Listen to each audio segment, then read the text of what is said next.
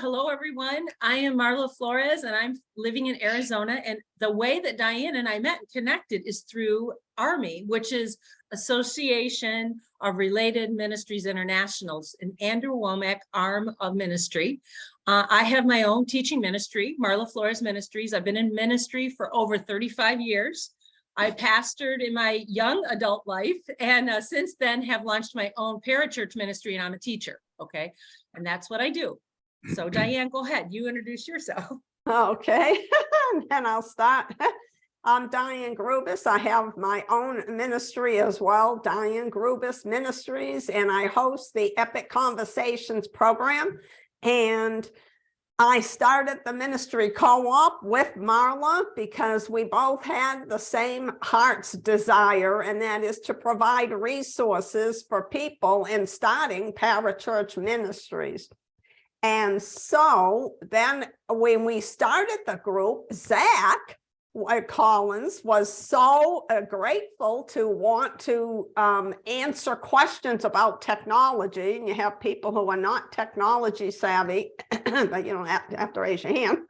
And so, and I said, and my husband, John Grubus, recognized Zach from school at Charis Bible College. I also went there too, and Zach didn't graduate. So I would like Zach to introduce himself more so we could all learn more about him and then get into the questions, because we've got a lot of questions about technology for ministries. So go ahead, Zach. Well, as Diane had said, yes, so I'm Zach Collins. I am a four-year graduate of Charis Bible College, which gives people sometimes a bit of a head turn. I did my first 2 years in 2012 to 2013, 2014. And then I did 2 years after that, one in business and one in missions. So I've spent a lot of time in the Charis bubble, I guess you could say. And then after being a student for all those years, I then went and worked for Andrew Womack Ministries in IT. That's actually how I broke into the IT field, was an internship program through Charis Bible College and Andrew Womack Ministries. And so that's how I got into this.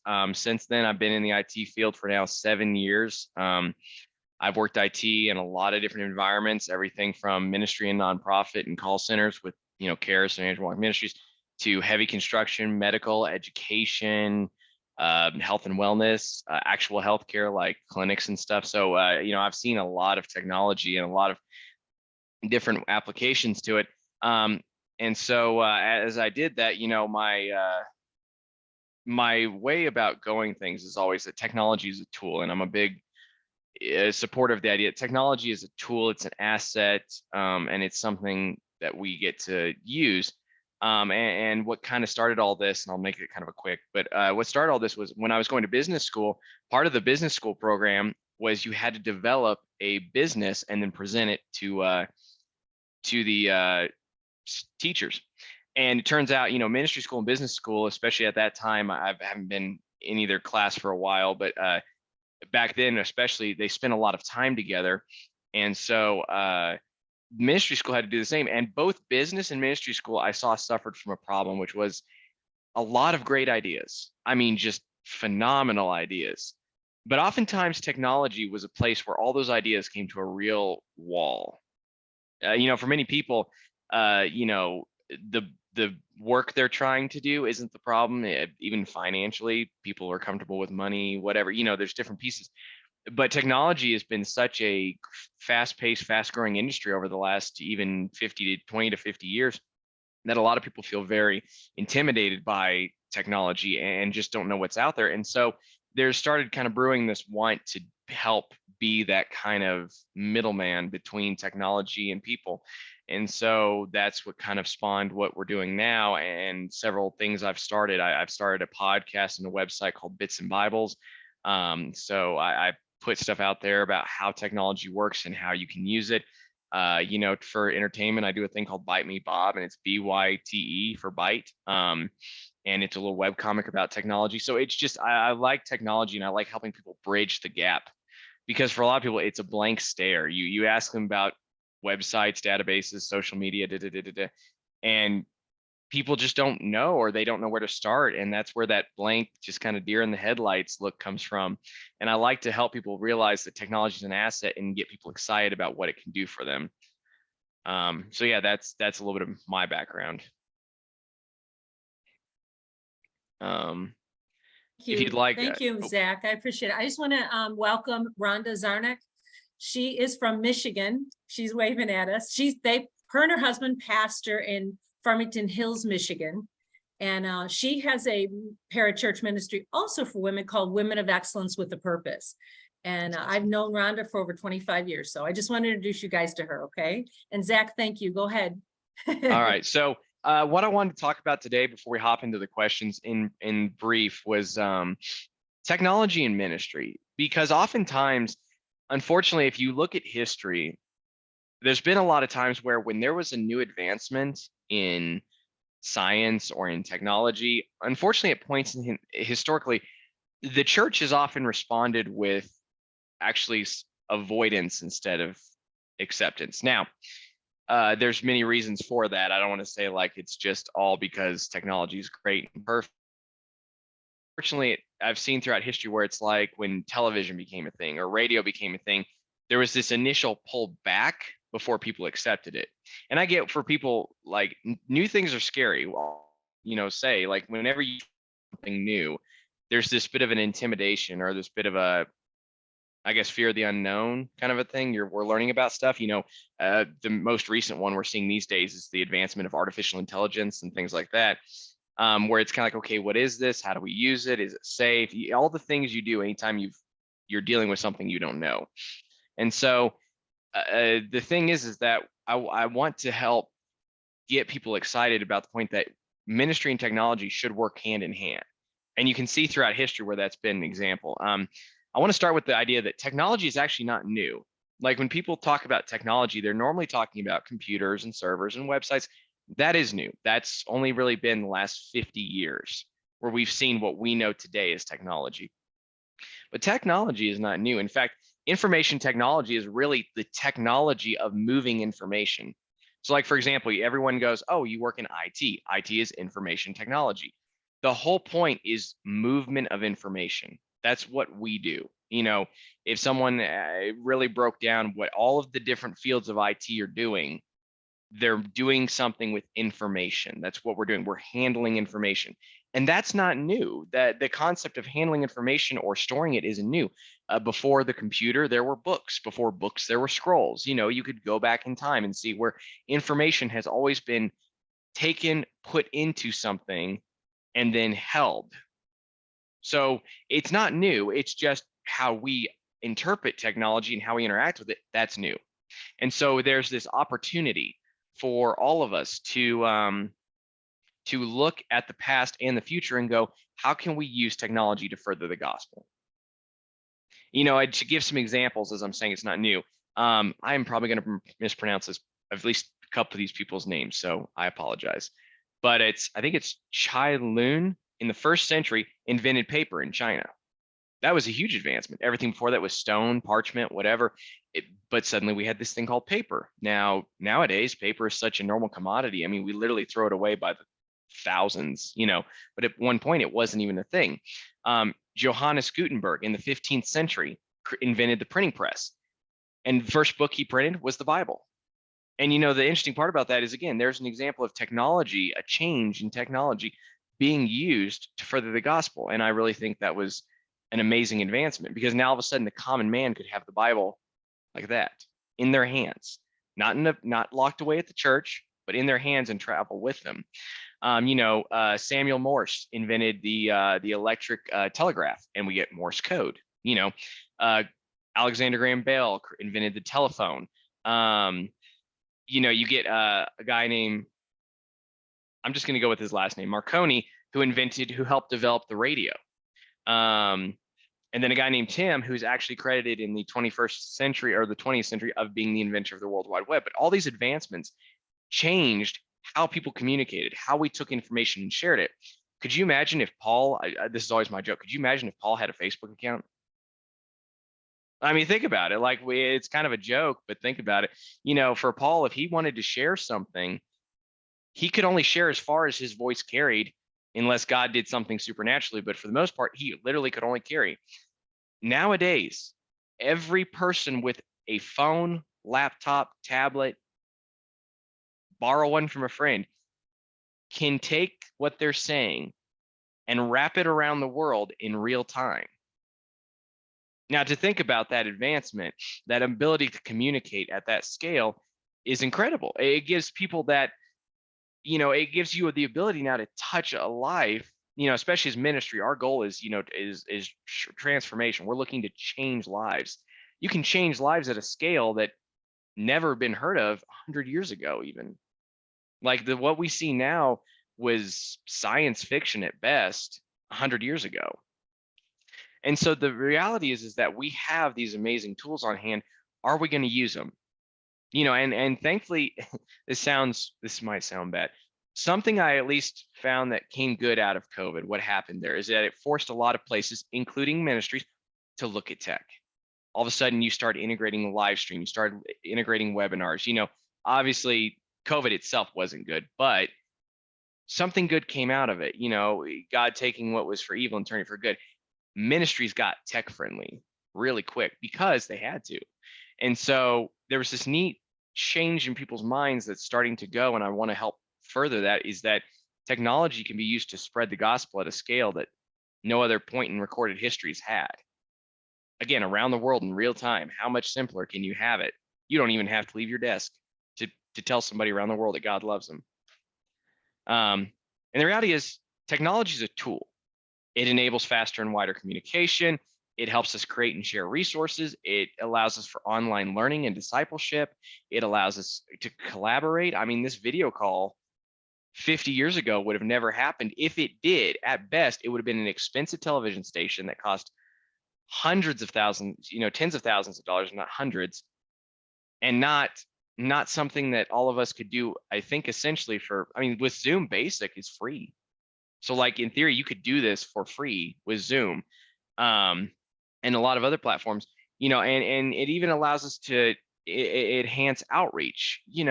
People that, I'll give you a story. There was a church I was a part of that was Caritas affiliated when I just graduated school, and the church was up in Green Mountain Falls. We were borrowing Joyland's building actually at the time, and there was an opportunity where they didn't have a live stream. They had a really good church, a really good community, but unless you were there, there was no way to really watch it. And so I started helping them work on a live stream system.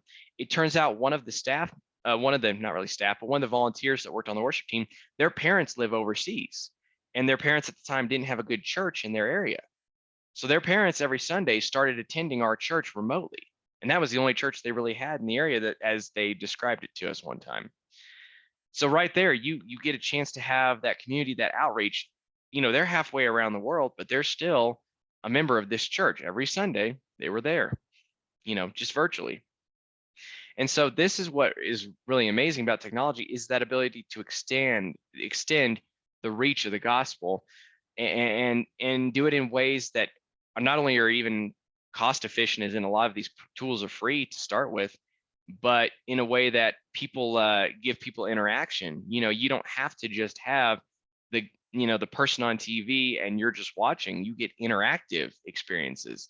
Thinking about Rhonda, what you guys do, women's ministry. I mean, calls like these, where you could interact with the people you're helping, and not just, it's very in person. It's not just, let me write you or email you something, you write me back. You don't get that really interpersonal touch. Here you can see people's faces, you can interact with them, you get that emotional auditory connection that text-based and written mediums just don't have. But the thing I think a lot of people have to get over is the idea that technology is neither good nor bad itself. It's this idea that I've heard people argue. I remember I had somebody that I was going to business school, or I was actually, no, she was in ministry school.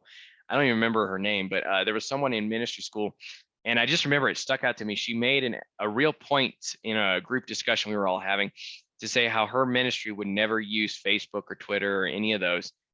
And I get that. I think her mentality to it was she wasn't wanting to support an organization that didn't foster belief. At the same point, I didn't, because in my mind, I went, the tools of Facebook, what they let you use, they themselves, to me, are mostly neither good or bad. Like being able to post. I can post something about the gospel and somebody else can post something about the world. We both get to use the posting tool. The difference is, and I know there's a whole debate about just censorship and stuff, so I'm not going to go into that one today, but on a real like easy level, there's this thing of where you both get to use the tool, but how's that tool being used? Technology really just extends the heart condition of people. And that's what you see. That's why when you see people dumping all of their life and garbage on the internet and you're like, why are you telling everybody this? Like, there's no reason to post about this. It's because it's extending what's already going on. Out of the heart, the mouth speaks, and you see that in people. You see that extension. So whereas you see some people, show greed and anger and jealousy and hatred and perversion, you also see people producing love, joy, peace, patience, kindness, etc., because it's extending the already set condition of people. And that's where, the Bible talks about going into the highways and the byways.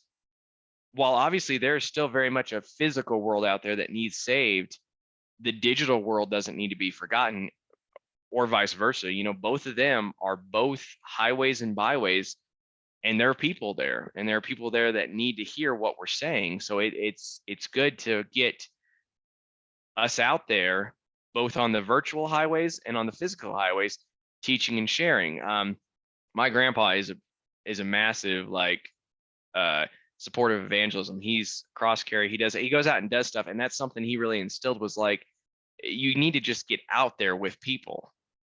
That's how you do it. You just get out among people, whether it's work, whether it's, if you're going to a school, if you're going to wherever, you have to just go.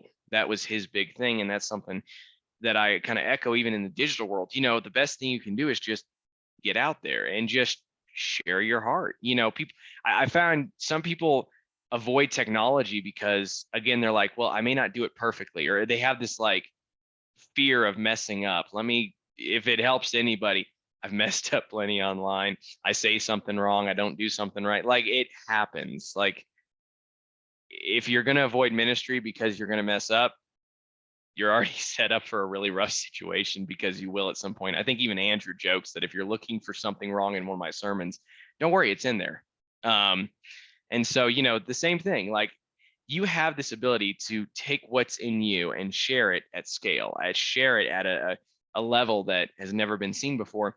And if we as the body aren't out there sharing God's love, God's grace, God's forgiveness, the world is happy to fill the void with everything else. Like, that's the thing, is it's not like it's going to go away. It's not going to just do it itself. Like, the world is more than happy to just dump all of its garbage and just fill the online space with it. So the best thing we can do is to continue to put the gospel online, because if we don't, it would just fade away. And there's a lot of people who wouldn't be reached. I know people that will never go into a church that might watch a live stream. Why? Because it's anonymous. They don't have to show up. They might read your articles. Why? Because, well, nobody can see them do it, but they're getting that information still. They're still hearing about God's love, God's forgiveness, things like that. And I know all of you here that, have ministries, or, whether you have a church, a parachurch, maybe even a business, this all applies to business as well. You have a heart for something. Something has gotten you to start this. Every single one of us has a passion, has something that gets us excited. I think Greg Moore used to say, makes your spiritual baby kick, or something like that. And, it's this thing of like, every single one of you, if we were to like unmute the mics and start talking, could probably tell us, what is that passion? What is that thing? What was the thing that got you started? What got you excited, or what need did you see that needed filled, that would help you to get to a point where you could that you wanted to start making a difference? Not only that you tried to join with another ministry that was doing it, but that you took the effort to create your own, or to get in, to start something, or in the case of like what we're doing here, Diane and Marla doing a co-op, starting something together. It was something got you going, something got you interested, and now you are running with it. And so now it's the thing of, now that you have this, how can you grow it? Yeah, again, with technology. I mean, there's a lot of ways to grow things. I've just found personally that technology is an asset that is great comparatively, because again, a lot of the tools are free to start out with. I told one pastor a little bit jokingly that I could get him started online for $0 down. But the point being is, like,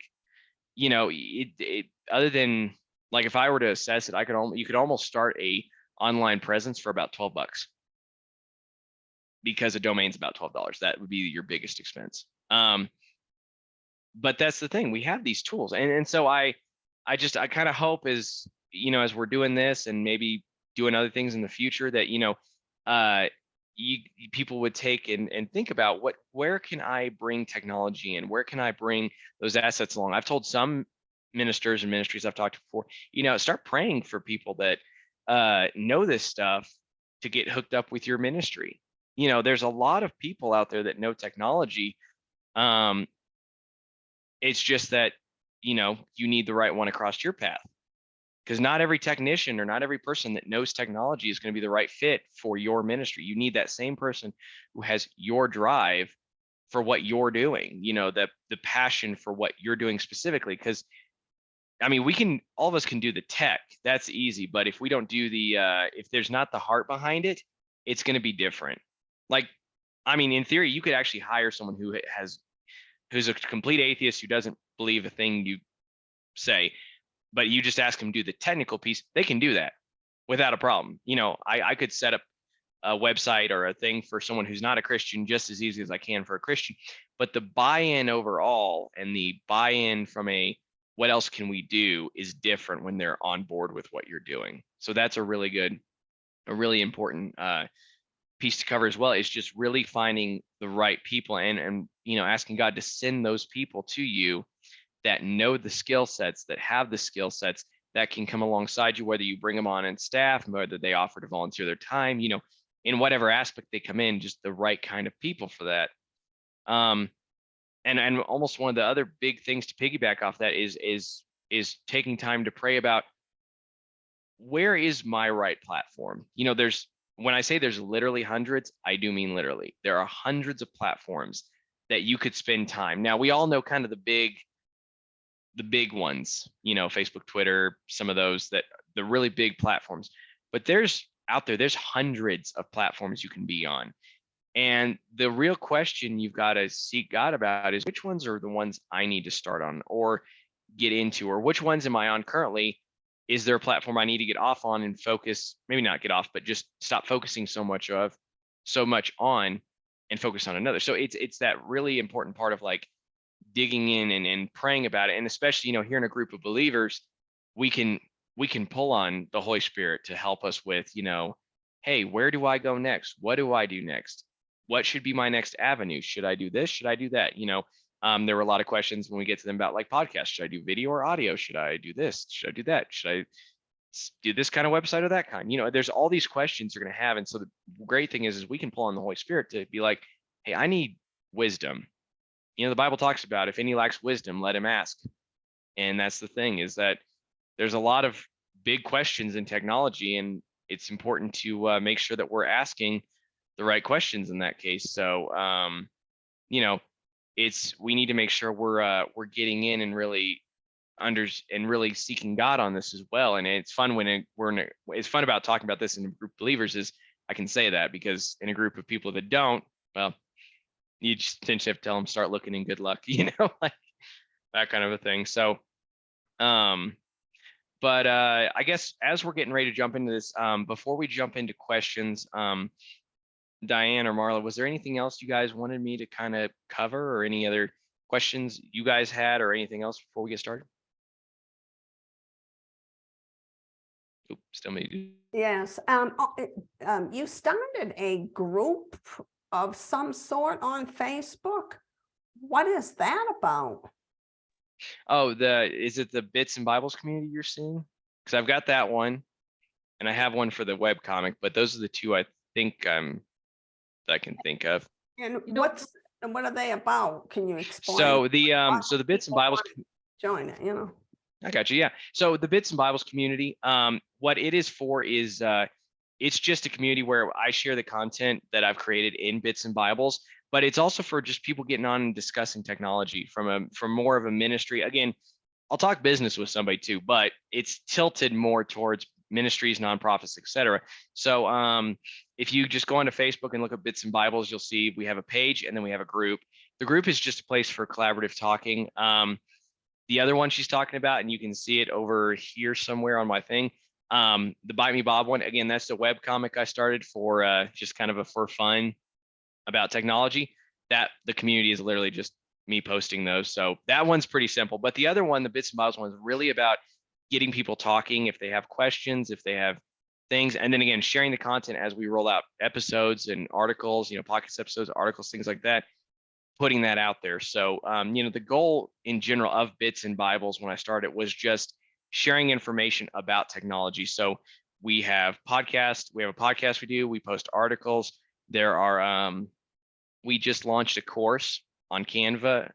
So if any of you guys have ever created with the Canva platform, we launched a course on that. That's going to be on the website here soon. We've just got different things we're doing on there to really just help people with technology and stuff. And in fact, tell you what, just to make it easier for everyone, if everyone's got the chat Yeah, feature. I was just going to mention that is that if you want to ask a question in the chat, you can, or you can just raise your hand. We'll unmute you, or you can unmute yourself and you can ask him. He does have some questions that he's going to go over that people had asked beforehand. So he's going to do those first, and then he was going to address the questions that you all have. Zach, if you could put in the chat, like what you're going to do, all of your info. Yeah, there you go. Because I just typed in Bits of Bibles, so I have the link. So there's all, so there in the chat, you guys, you're going to see all of his information that he has in that little tiny writing up there that we can't see. He's going to put it over there in the chat. Okay. And that'll help you. That way you can connect with him and you can see the information that is available to us. But I want you guys. Sorry, go ahead. No, that's fine. Please. Yep. That's good. All I was going to say was really quick was kind of piggyback off that. So there's a couple of the links here I have. So there's a couple of places you can find me. There's a little booklet I put together called 7 Technology Best Practices for Your Ministry. It's a little, I think like 8 or 9 page booklet that just covers good best practices for your stuff. I put it out there for free, so you can follow the link to go to it. There's the Canva course we just put out if you're wanting to learn about how to create content online. The tool you can use. And then I've got a couple of ways you can follow the stuff, the different things. And then along with that, I'll just put this in here now. I wasn't sure when to drop this in. These are a couple of, I wanted to put together kind of a list of some good articles I thought would be good for you guys from a nonprofit and ministry specifically perspective that we've done for, I'm gonna clear these up a little bit here really quick. That we've done. So these are articles that we've done on Bits and Bibles for ministries and nonprofits specifically. We do other articles for other different types of tech, but these are ones specifically targeted at that. So I wanted to put them out here for you guys, just that are, that cover topics that a lot of times many ministries and nonprofits get to pretty quickly, like, things like how to get a typing platform if you're a church, or how to get Office 365 or Google Workspace for nonprofits. I don't know if most of you know this. If you're a 501c3 in the United States and you fall within, there's a few little parameters they have, you can get the Office 365 suite or the Google suite for free. And there's a bunch of other platforms that have that. Canva, for example, if you have your 501c3, you can get the full version of Canva for free because you're a nonprofit. Again, you have to go through their little vetting process, just proving you're a nonprofit, and they have a couple little things to go through. But those are tools that are out there for free. And then when you're a nonprofit, you really want to take advantage of those, because for the businesses, it looks good that they're putting out their resources for, they see it as humanitarian causes. So it's any nonprofit. It's not obviously just Christian. For them, it's, look what we're doing. It's very humanitarian. For you guys, it's the fact that you get that platform for free. And some of those platforms aren't cheap. I can tell you, I have seen people spend $500 to $1,000 a month on Office 365, and that's not a big company. That's a mid-size. So having those tools available, here, Zach? Go for it. Yeah. So Canva has the exact same thing, guys. I don't know if you're aware of this, but Canva, if you're a nonprofit and you submit your paperwork to them, you can get the upgraded what is it, platform of Canva. So Yeah, you just, get Canva Pro. They call it Canva Nonprofits, but it's Canva for Pro, but it's free. yep. So just wanted to let you guys know that, no, I'm not an expert in any of this. I'm just telling you, this is information I learned. That's all. No, absolutely. Zach's the expert. Ooh, the pressure. Realistically, but that's right. That's it. And the nice thing with Canva is you can use to create, photos, videos, things like that. So, this isn't a paid promo for them, but it's just a tool I even use and I really like it. So I would really recommend, if you haven't checked them out, take a look at it. It's a really neat tool, and I definitely recommend it. If you guys want, I can go ahead and hop into the questions. I know we got some here, and we'll just start kind of digging into things here a little bit. I want to start out, actually, our first two questions are from Diane. So she wanted to know about developing an app. So developing an app can go a lot of different ways, and here's why. There's two main ways you can develop an app. You can get kind of a cookie cutter one from different platforms where it's called no codes. There's no code app building, which is essentially another company has already built all this stuff on the back that has to happen, and you just drag and drop your app. It's a little more generic looking. You're not going to have a lot of like really advanced features, but if you're just needing a basic app with kind of the first level kind of stuff with it, that's a good start. And in fact, if you're not looking to spend a lot of money, it's probably the start you want to go with. And then there's the other way. It's actually having app development. Now, to do so, either you have to pick up 4 or 5 different programming languages, or you can hire somebody. Now, I know some guys that are app developers.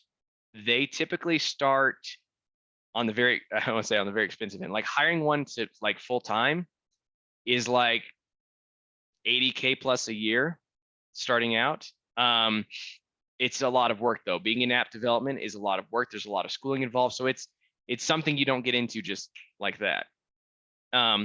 But if you're bigger and you have the resources to have your own app developed, the level of customization is it's just almost open completely. You can do just about anything. So when you're smaller, I recommend looking at no code platforms. You can literally just look no code, like Google no code app building.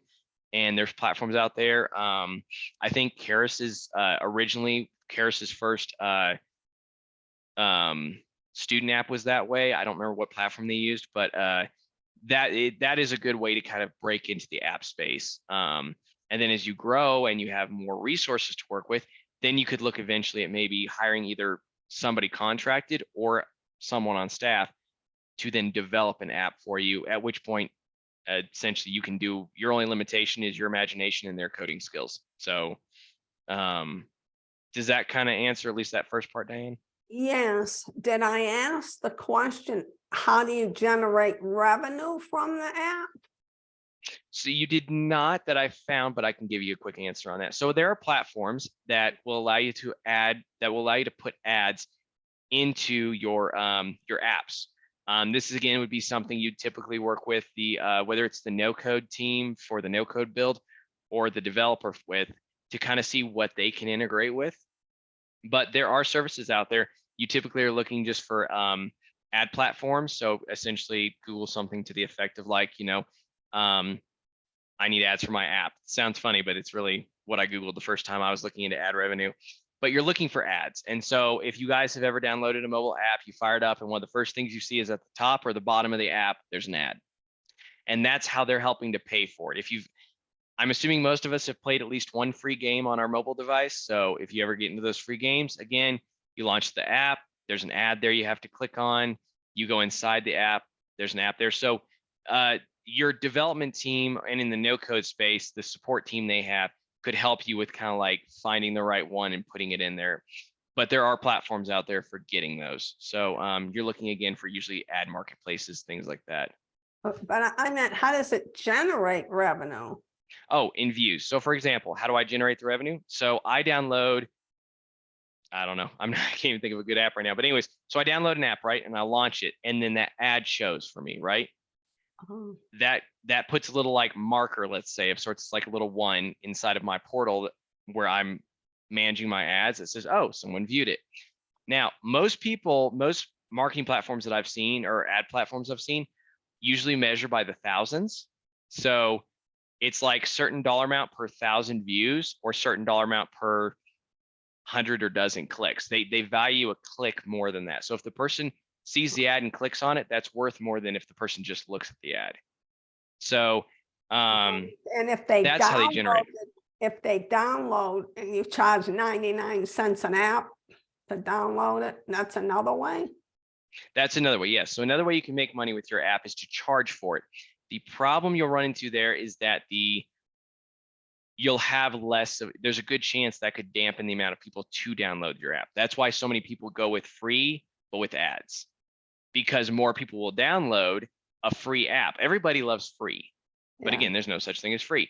What they're trading is they're trading a few seconds of their day to look at your ad and, see your ad however many times it plays. Cause like if you're playing games, I mean, you see an ad every minute or two that is generating them, revenue, but that's why every time you see an ad, think about that. That is their trade-off for the free that they're giving you. So does that kind of answer the question, Diane? Yes, thank you. Yeah, perfect. Awesome. You're welcome. So I wanted to talk a little bit about you were asking also about the trend of podcasting equipment needed, things like that. So to give you just a couple of stats to run with here, guys, just a little more, this is more information, is podcasts nearly reached 1.8 billion listeners in 2023. So 1.8 billion people are listening to a podcast of some kind. The most popular genres of podcasts are comedy, news, and education.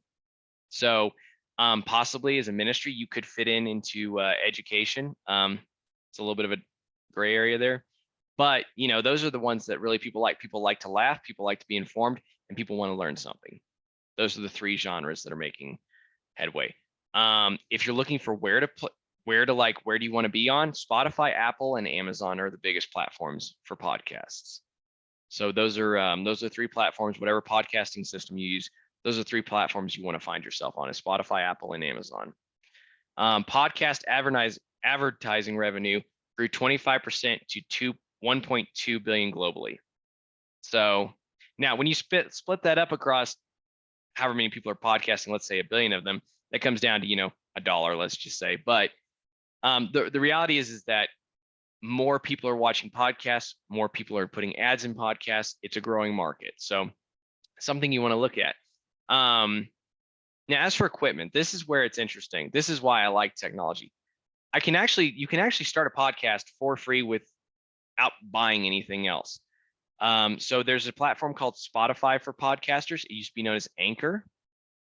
And that's the platform that I host Bits and Bibles on. I do it all from when I first did the podcast, I did the entire thing from my phone with a headset or with a set of headphones and a mic. That's all I had. And that was how I started the podcast. And they let you record the podcast in the app, and then you can add music to it or whatever else you want to do with it. But that's completely free. Can I interrupt you for a second, real quick? Go for it. Yeah, so the set of headphones and microphone that you used, was it the one you have on now? Is it a special one you have to order? No. Originally I was literally just using like Apple's? Like Apple's headphones. Yeah, mine are tangled in a pile here because they're always tangled. Okay, we need to know that kind of stuff. Yeah. I'm sorry, I don't mean to interrupt you, but I know that those come up in my head. I'm sure maybe somebody else might have the same Sure, question. absolutely. So this headset here is not this is not what I started with. In fact, actually, this isn't even the one. This is one I actually use with work, but it just is really comfortable. So I borrowed it for this. But for the recording of the podcast, I started out with just the mic that was on the headphones. And actually, with the way the Spotify for podcaster works, if you don't have a mic, they let you record it by holding it up here and you talk into it like a phone. And because it's close to your face and with the way your phone works, it actually has really good audio pickup. So if you can't start with a mic even, you can do that. So there's a lot of ways you can do it. Another big piece is just find a quiet room. Now, I have 3 kids. Finding a quiet room is a little difficult, but I figure out ways to make it work.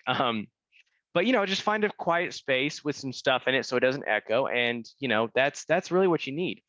If from there you upgrade a little bit, you might, if you have a laptop, you may start recording it with your laptop. Maybe you get an actual microphone. So you can start with literally what you already have and then just add on from there. So, I mean, again, most of us could start a podcast with just our phone and it would be fine. Would it be the perfect audio or perfect thing? No, but it's a good start, if that makes sense. You know, it's not going out and spending thousands of dollars on actual audio equipment.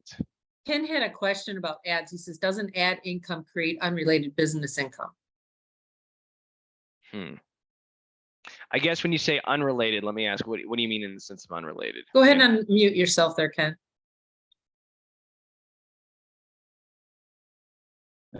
So if you're a nonprofit and you are getting ad income, that becomes income that's not related to your nonprofit and becomes taxable income. Gotcha. Okay. So in that case, nonprofits, yes, that could be a thing. I will say when it comes to how does that work in tax law, I would obviously, I'm not a tax attorney, so, or, you know, or tax lawyer or accountant. So I would say still check with whoever does that for you, but you're right. I get what you're I saying. just want, is you know, because people it's who not, are looking for revenue to be, you know, recognize that, you know, you may have to pay taxes. You do, I mean, you do have to pay taxes on that. It's unrelated to your nonprofit and it's called unrelated business income and you have to pay taxes on it. yeah, no, and that is good. And I'm glad you brought that up. So that is one thing is if you choose to go with ads, like he was saying, you need to look at the different aspects of that. Unrelated business income being one of those. And so that is part of this too, is you have to do some research. And this is why it's good to get a community talking too, because like Ken brought up, you know, when you're in a business, it doesn't really matter as much in a sense, because, you know, you're just out making money. In a nonprofit, you have to look at it a little differently. But for nonprofits, if they choose to do ads for some reason, that just means that they have to, you know, handle those finances a little differently. So again, I would always recommend if you're ever having financial questions, reach out to your accountant or kind of whoever handles that for you. But no, Ken, that was a good point, and thank you for bringing that up as well. So the next question I had was from Suzanne Harden, and I know she wasn't able to make it today. She wanted to know what was the most effective platform to reach to reach an audience. So the hard part with that, she was like, is it like podcasts, website, etc.? The hard part is there isn't per se the most effective. It's going to depend on your audience. I have one minister I know that I've jokingly told him that the newspaper was probably his most effective. He lives in a very small town, very rural. And honestly, a lot of people there really don't find much use for technology where he's at. So I'm like, what is the local way everybody stays in contact? Is it the phone? Is it newspaper? Like, but going back to what we were saying, technology is not just what's happened in the last 50 years. The most effective platform is the one that's going to reach the audience you're after. So if you're after, let's say, the younger audience, the teenagers, the, you know, stuff like that, you might be looking at TikTok. If you're looking at, you know, your 20s to 30s, you might be looking, and maybe even your older audience, you might be looking at Facebook. If you're looking at kind of your quick right journalistic crowd, you might be looking at something like Twitter or Threads. It really just depends. So like, really what you need to do is research. You need to look at, like, identify your target audience and their preferences. So who is it? Not, they said this to us in business school one time, not everybody is your target audience. You know, your target audience actually can't be everybody. It'd be great if it was everybody, but it's not going to be. So who is your target audience and what are their preferences? A couple other things, and I'm just kind of looking here as I have some of my notes here. You know, research demographics and reach and engagement on different platforms. Again, if you're looking for the younger audience, you're going to find less of them on Facebook versus TikTok. And so it just depends on who you're after. If you're doing teens ministry or young adults ministry, you might have changed things versus if you're doing ministry where you expect to get more of an older audience, or men versus women. If you're doing a women's ministry, you might have to change how you do things, or a men's ministry. You have to start doing some research, because there are a lot of people out there that do reviews on this kind of stuff and gather data on it. So you need to kind of do some research on that. So that is honestly my best thing, is there isn't the most effective, but it's finding the most effective for your audience. So you have to identify that first. Once you've identified your audience, then we can start looking at the most effective. But I don't know if I would say there is a general most effective. There are definitely the general biggest places to find people, as in Facebook is still one of the largest platforms. And again, TikTok is a very large platform, but it again will depend on your audience. It depends on who what your audience believes, where they like to spend their money, whatever they do, things like that. So kind of depends on that. I saw here Pam left me a question. What is the easiest way to make a little book, and can Zoom transcribe it? So on making a book, Pam, if I understood your question correct, and I want to make sure I did, it seems like you were wanting to know, because you were asking if you could transcribe it, are you wanting to talk a book out essentially, like you would speak it and the book writes as you talk, kind of a thing? Yes. Got you. I want to do like an interview that would, be transcribed into a book they can keep in the future. Got you. Okay. So good ways to look about that. This is actually, you can tackle this problem fairly easily. The biggest thing is to get the audio, and you want to get good, clean audio. So you'd want to record this somewhere quiet. Try to avoid overlapping each other too much, because transcribing audio, sometimes transcribing systems are getting good. Now, there's two ways you can go about it. There are computer generated transcriptions and human generated. Human generated will always be more usually expensive, because another human has to sit down and write it, but they're usually better in the sense of, especially if you have multiple talkers going and you need to be able to tell people's voices apart and things like that. If not, if you can get just good, clean audio and the two of you don't overlap each other much, then there's a lot of places where, for a few bucks or for a few cents per minute, you can get a computer that will transcribe the audio for you and then give you that audio. And then the last piece you need to do is just clean it up, or unless you have an editor, clean it up, format it, and publish, wherever you decide to publish it. So Zoom can transcribe. There's a lot of different ones. I did look for Zoom. You need to have business, education, or enterprise for transcription, but it can. And beyond that, there are a couple other ones like Go Transcribe. Free transcriptions gives you like 300 minutes of free transcription per month. And then there's another one called Cheap Transcription. And these are ones I just found. I didn't test these, so I'm just letting you guys know some places, do a little bit of your own research. But these are like this, like Cheap Transcription is like 10 cents a minute. Again, though, I would definitely recommend, if you're going to do some of the basic ones, you're not talking over each other. It's very clean audio. You don't want the computer to be having to filter through a bunch of extra noise. The other question you had was, so does that I was looking at your two questions you posted, did that kind of answer both of them? Because you were asking about that audio. Yes, that helps a lot. I'm planning on having people tell their life stories or life lessons or spiritual beliefs or whatever, if they've got an expiration date on their lives for their future generations. So like a Zoom meeting or something like that for an hour might be all that they can even withstand physically, but can be done, easily from a bedside or something. And I got you. Then, transcribe that into a book for their grandkids or. That's neat. Okay, I followed you. Yeah, so those are ways. That's a beautiful idea, like Pam. That's so awesome. Thank you. I have a device called the Digital Chaplain that I made a while ago, which was just encouraging things to play at their bedside, but it didn't go over by itself. So I needed to add to it. So I'm listening with, an open mind here to all this other content as well, so I can get it out to people. But thank you very much. Yeah, no problem. I really like that. That's a really neat idea. Give people something to kind of leave behind, kind of I don't want to say a memoir, but just a thing that can be passed down. That's a really neat idea. Yeah, it's a legacy tool.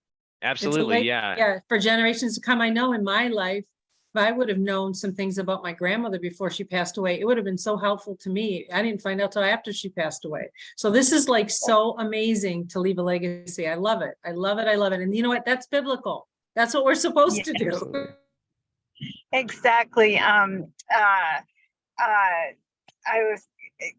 working as a chaplain. I've been trained by Kay Owens Crossroads Ministries. Most of us know about that. And when we did we had to do a genealogy, on ourselves. And I realized I did not know anything at all about my great grandparents. Not a single thing, nor can I find anything about their personalities, beliefs, life stories, nothing.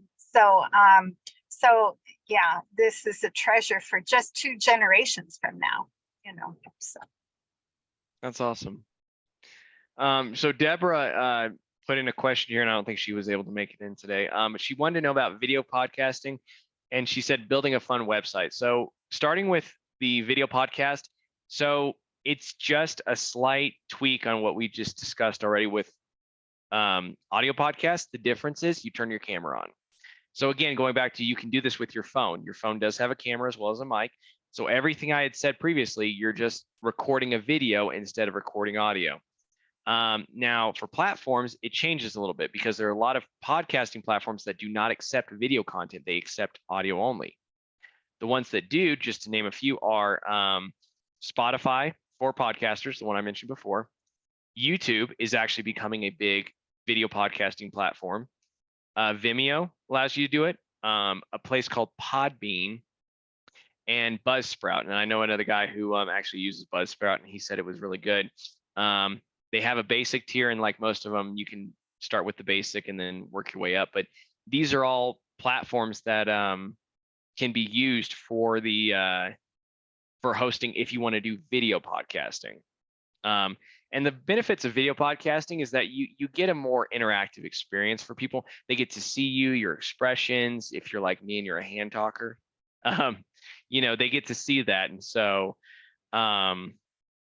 it's just really a neat opportunity. So if you decide you want to do video podcasting, that's a really neat route to go. And there's some platforms you can host those on. For the recording, to answer her question on the Fun Business website, and I kind of wish she was here. I mentioned to her back in the comments, I wasn't quite sure 100% how to answer the fun part of it, because a website's more about the experience in general. So if you're wanting fun, you're thinking just things to make people laugh, maybe. So the biggest thing I wanted to hit on with that was, like, when you're building a website, you have to look at what's called the flow of it, and which is, how do you get people from where they're starting to where you want them to go? So if you're a ministry, you might want them to start at your homepage, but end up at your resources and material, or your message archives, or something else. So it's all about figuring out the different routes you want people to take, and then trying to build a website to steer them that way. So if you're going for, as she said, fun, and without her being here to kind of expound a little bit more on that, you might be looking at, like, trying to put content in front of people very quickly that entertains them, or it just puts a smile on their face, if that's what she means by fun. A big thing is website experience. One, people's attention spans are just dropping by the day, it seems. But two, we've all been to a website that as soon as we land on the website, we immediately regretted clicking on the website, as in, like, there's thousands of things to click on. It's cluttered, it's messy, there's too much going on. We've all landed at some website like that, where you just look at it and you're like, I feel a little bit stressed looking at this website right now. Like, your stress level comes up. I've been to websites that are just like, this is stressful to be here. And so one of the biggest things is to make sure that your audience, again, this goes back to getting your target audience, that your audience is going to be able to navigate this website and get to where they go with ease. A website that if you work in a ministry that deals with an older audience, maybe you might want to make sure there are less options initially, because it might just feel like that is just too much. Or if you work with I know some people that work with special needs. Maybe if your audience has special needs, you might have to adjust your website to fit. I think it's ADA. Am I saying that right? Anyways, compliances, for things like that. And so in those different ways, you might have to adjust your website. If you're, again, depending on who your target audience is, you're going to have to adjust your website to match that. If your website is going to be viewed by more people mobily, you might have to build it differently to favor scrolling versus point and click.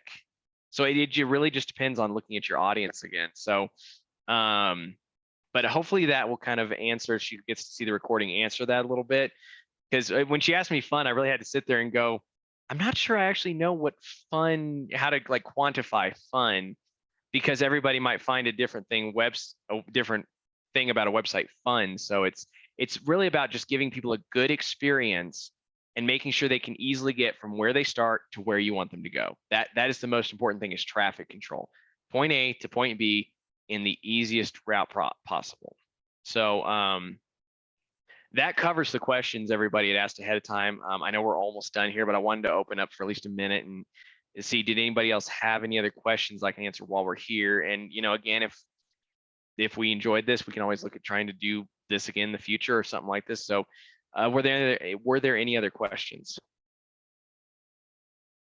I had a question about launching your YouTube channel.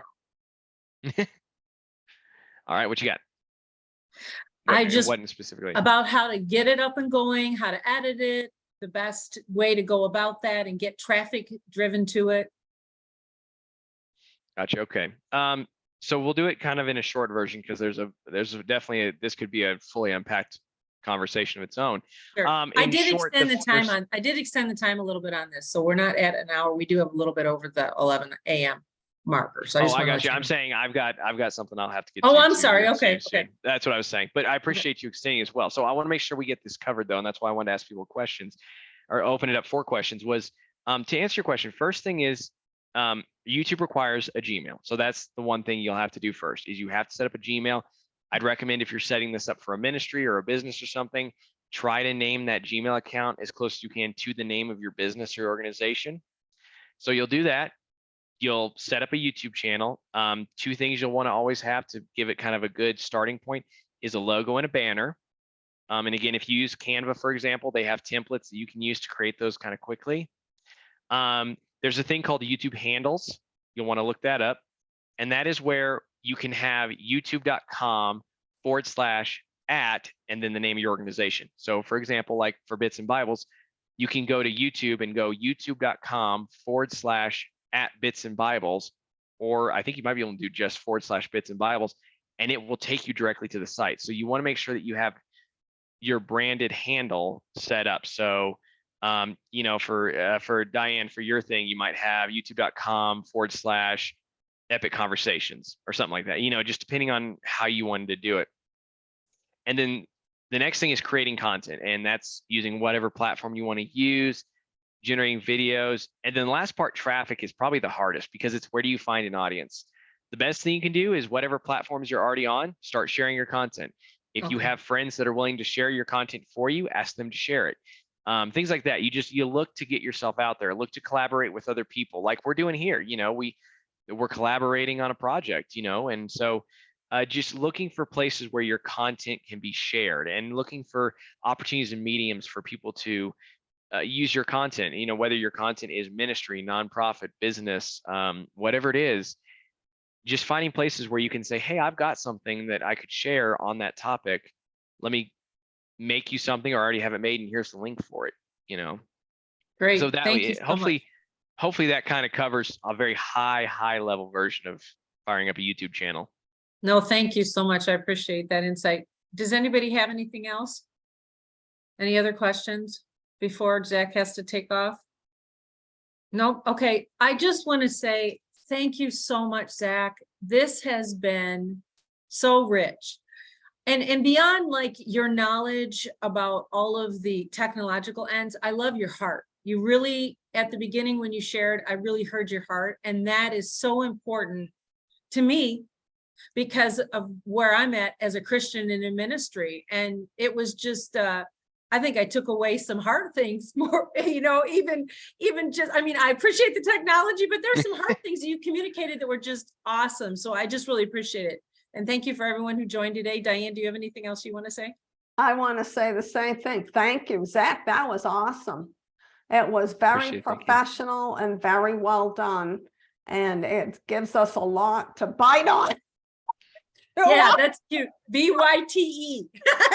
But we will keep you in mind for something, I know, in the future. You know, that was very, very good. Thank you so much. Yeah, and we're going to put this up on the group, the ministry co-op. The recording will go there so that you can go and access the information.